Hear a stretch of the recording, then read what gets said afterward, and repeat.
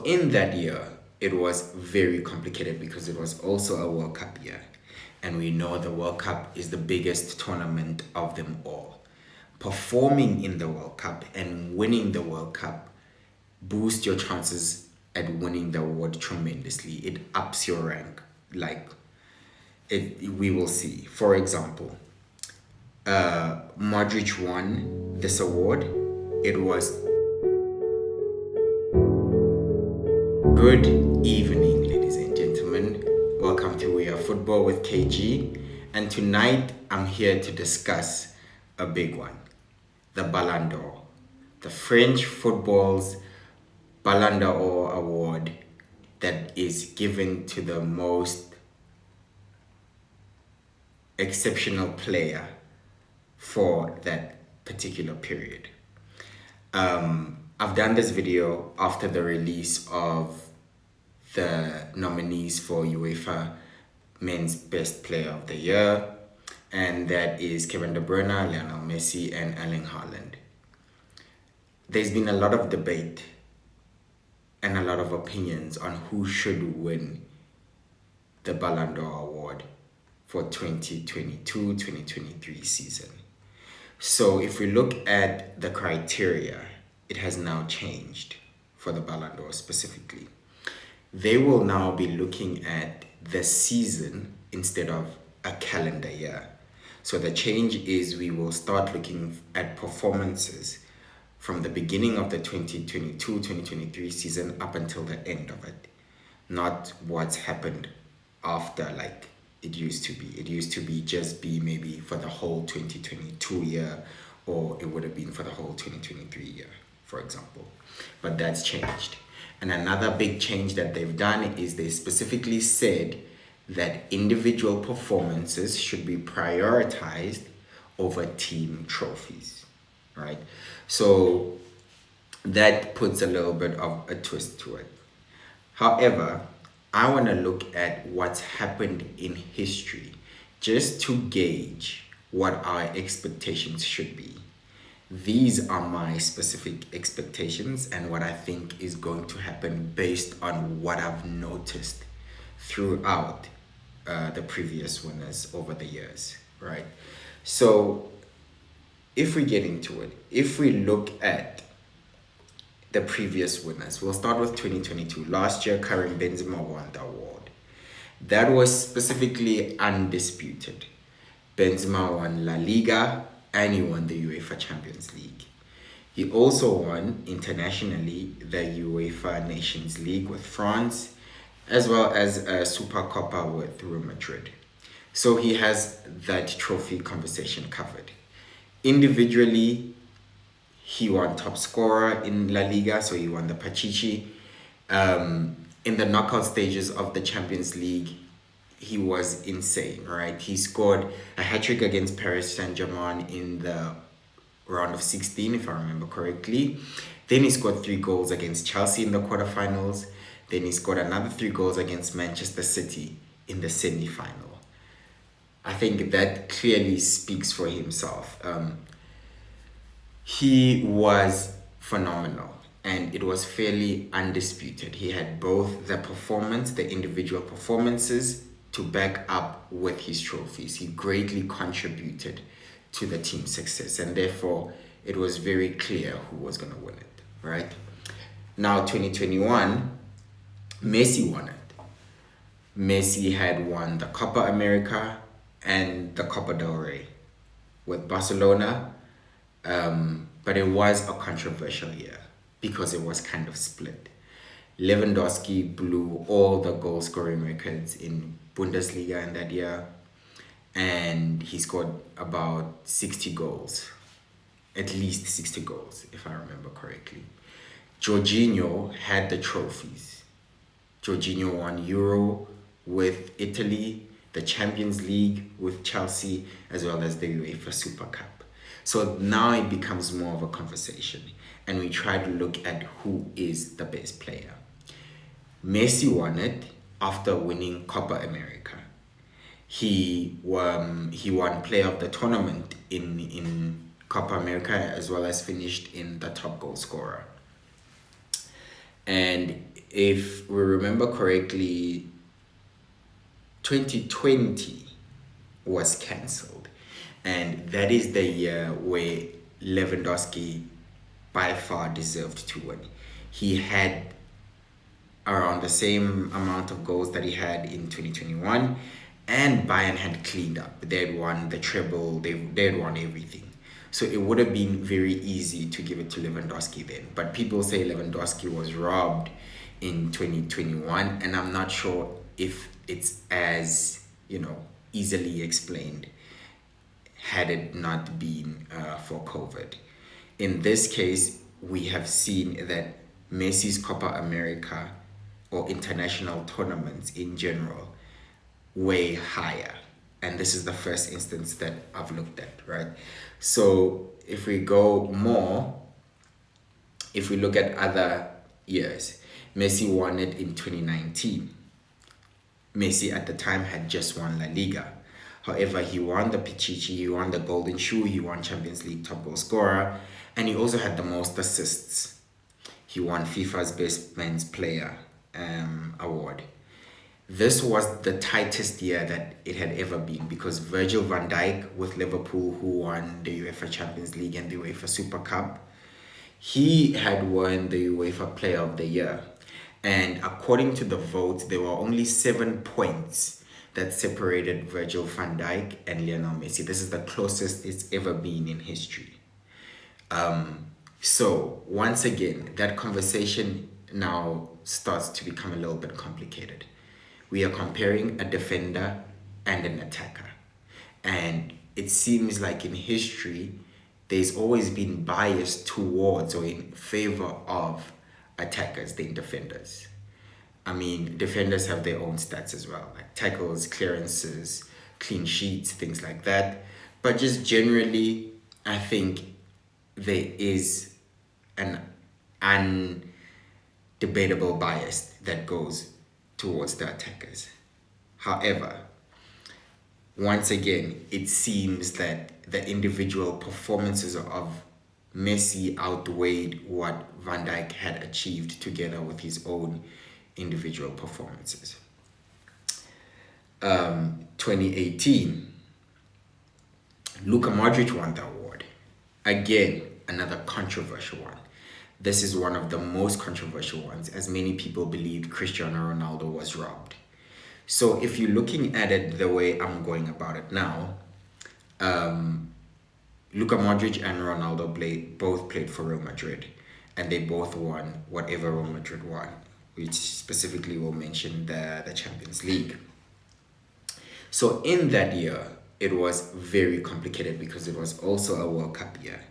And we know the World Cup is the biggest tournament of them all.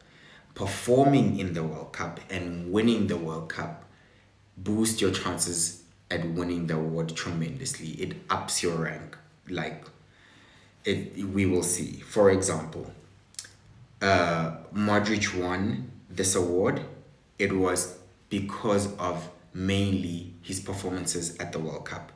He won the best player, the Golden Ball at the World Cup, and Croatia finished second. Croatia were definitely the underdogs and no one expected them to reach the finals. The fact that Modric directly contributed and led his team as captain to that final really speaks volumes, and I believe is what gave him the award. Cristiano Ronaldo was fantastic in the Champions League. He had a crazy amount of goals. Individually, he was clearly the best player, right? And in this case, although he did score that hat-trick against Spain in the first game of the World Cup, there was nothing much that came after that. He finished second. Messi finished fifth that year, which was outrageous, because he actually had the most goal contributions than anyone. So goals and assists put together. That is insane when you look at it, because now it's like, okay, how are we measuring? Are we trying to look at what they want in order for you, to finish on the podium? Griezmann finished third and Mbappe finished fourth. And the reason is because of their performances in the World Cup. They didn't have the greatest, by their own standards, their greatest individual season in terms of goals and assists, but they did perform well at the World Cup and France won it. So that pushed their rankings above Messi, which speaks volumes as to how much international competitions and the World Cup specifically weighs when we're discussing this. I just want to then jump to 2010, for example. Many people also believe Wesley Sneijder was robbed.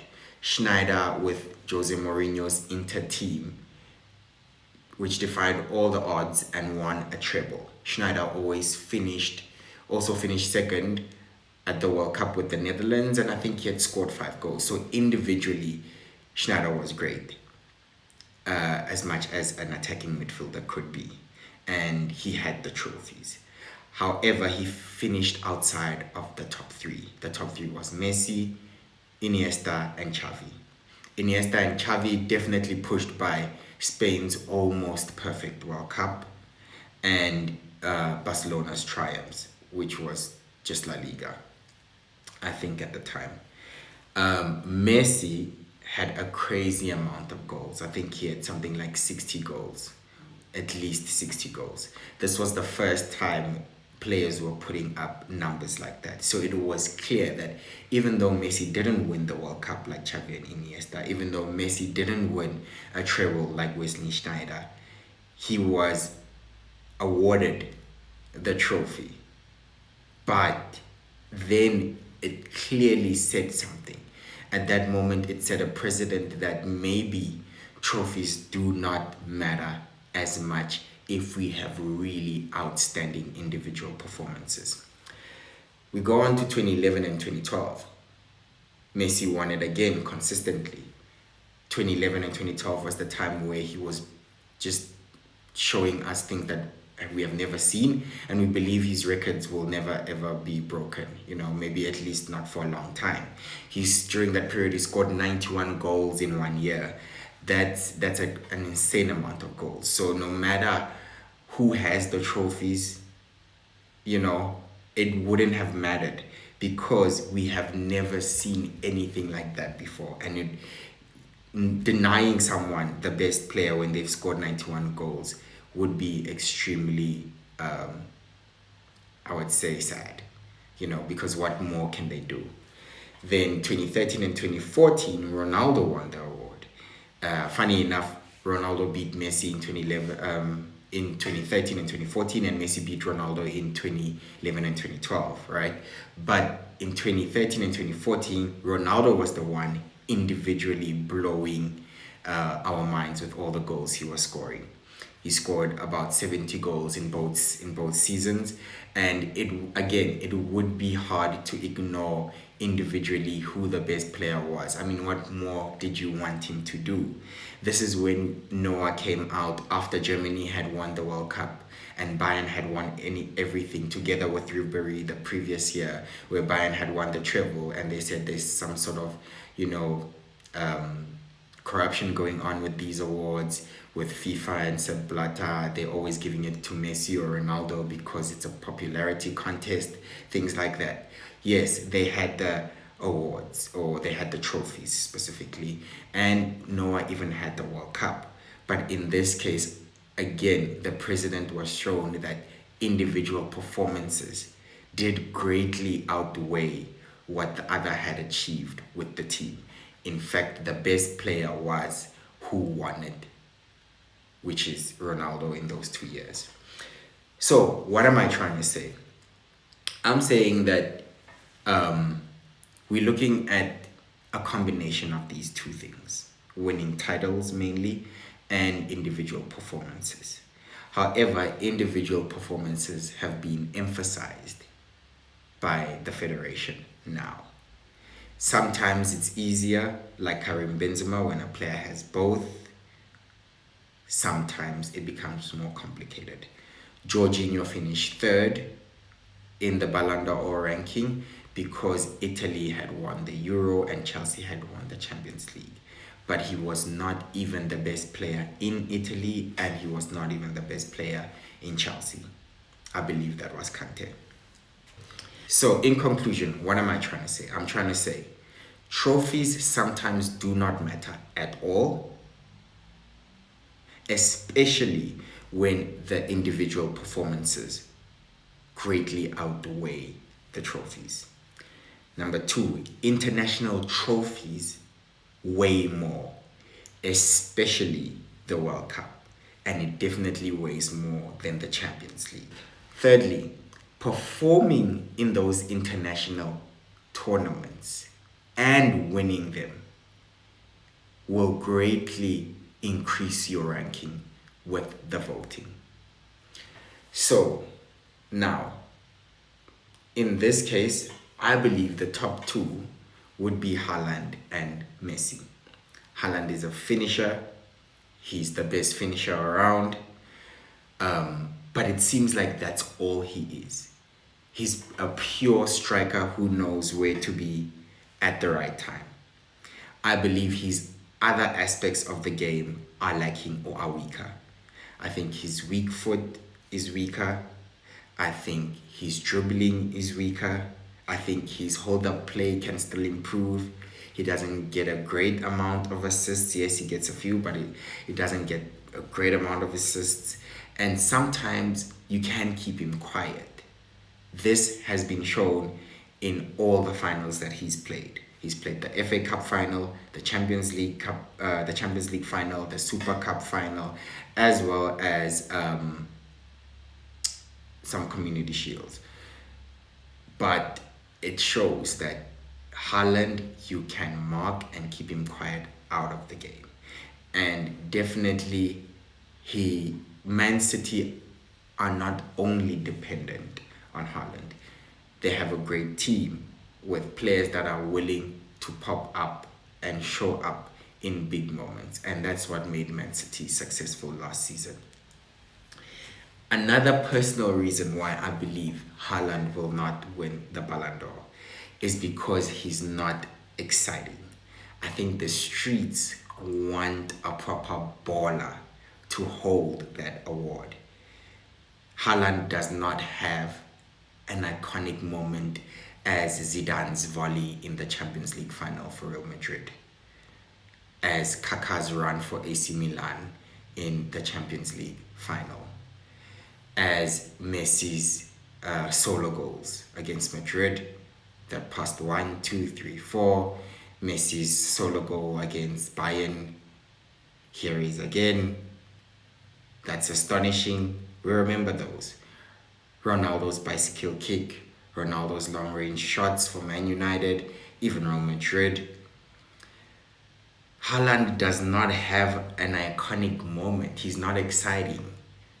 Players like Ronaldinho, Ronaldo, these are players that have won this award for the best player. And comparing them to Haaland, at the moment, he's not there yet. At the moment, he's definitely not there yet for me. I think Messi's assist against the Netherlands in the World Cup, that alone is a more astonishing moment than some of Haaland's greatest goals, if not all.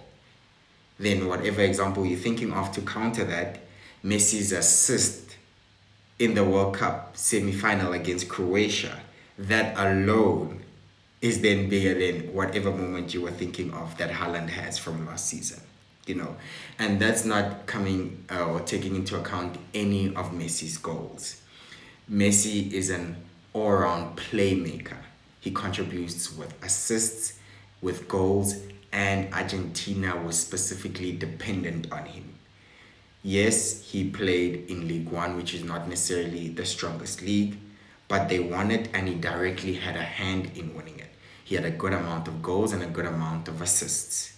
And PSG effectively won the league by a point, and Messi scored a free kick in the last minute that actually won them the game. And if that hadn't had happened, PSG don't actually win the league.